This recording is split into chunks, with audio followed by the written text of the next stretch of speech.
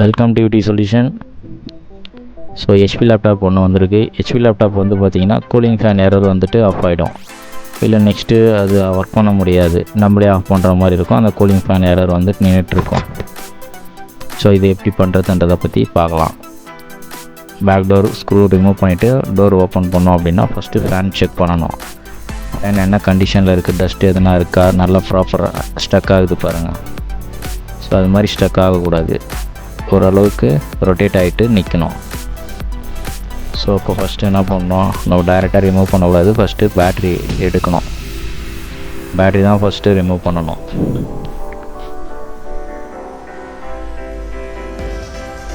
Battery ஸ்க்ரூஸ்லாம் remove பண்ணிவிட்டு battery remove பண்ணணும்.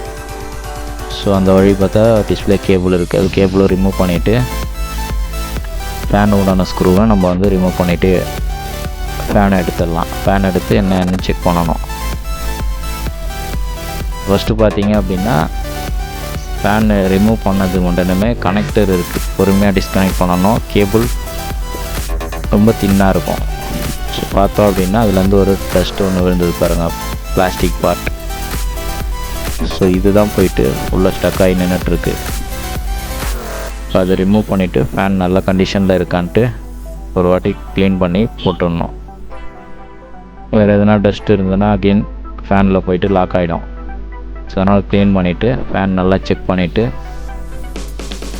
நல்ல கண்டிஷனில் ஓடணும். ஓகேங்களா, இப்போ ஃபேன் நல்லா இருக்குது. ஸோ நம்ம ஃபிக்ஸ் பண்ணிவிடுவோம். ஃபிக்ஸ் பண்ணிவிட்டு செக் பண்ணி பார்ப்போம். எரர் வரலைன்னா ப்ராப்ளம் இல்லை. எரர் வந்தது அப்படின்னா திருப்பி ஃபேனுக்கு உண்டான வேலை என்னென்னு பார்க்கணும். ஃபேன் ரீப்ளேஸ் பண்ணி பார்க்கலாம், ஃபஸ்ட்டு க்ளீன் பண்ணி போட்டு பார்க்கலாம். ஸோ ஃபேன் ஸ்க்ரூ அகைன் என்னென்னலாம் ரிமூவ் பண்ணோமோ எல்லாமே ஃபிக்ஸ் பண்ணிவிட்டு செக் பண்ணணும்.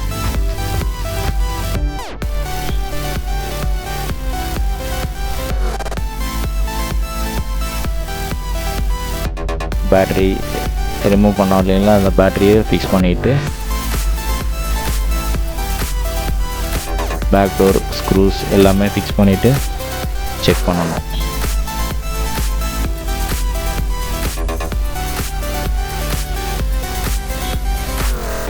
பொறுமையாக ஓப்பன் பண்ணணும், இல்லை பேக் டோர் உடஞ்சிரும்.